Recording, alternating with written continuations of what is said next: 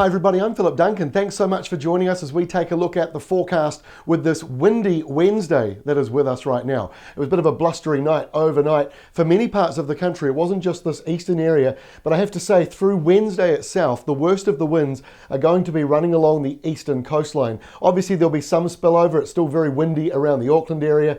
But this big high way out to our west is very slowly moving in. So by the end of Wednesday, most of the winds along the west coast will be easing back, but it's a different story on the east coast between that really big high well out to the west and this deepening low pressure out to the east. This is the windiest zone right there, and over the next sort of 12 to 24 hours, it tracks right along the eastern coastline of both islands. Clears away though as we head in towards Thursday. And that's where we start with our wind and rain maps. Thursday lunchtime, incoming high pressure system from Australia that is connected to that really big system we've been talking about for a while now, that is finally starting to come our way. It's still a bit breezy though. The sou'westers are blowing around on Thursday, but it's a warmer day for most places, especially in the South Island where the windy westerlies come back. But there is a cold front right there, and that comes in later into the day, and again temperatures do drop. So when we go into Friday, you can see that dark blue line that goes all the way up along like that. Everything south of that is very cold again. So we're back to the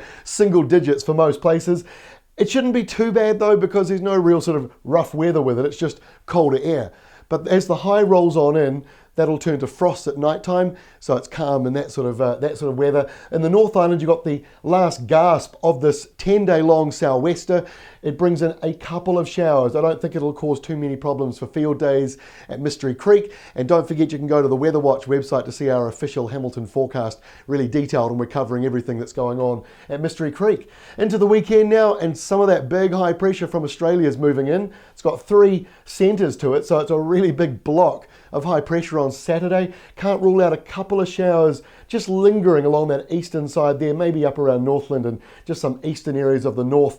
Otherwise, it is settled and frosty when you wake up. Might even be a couple of fog patches here and there.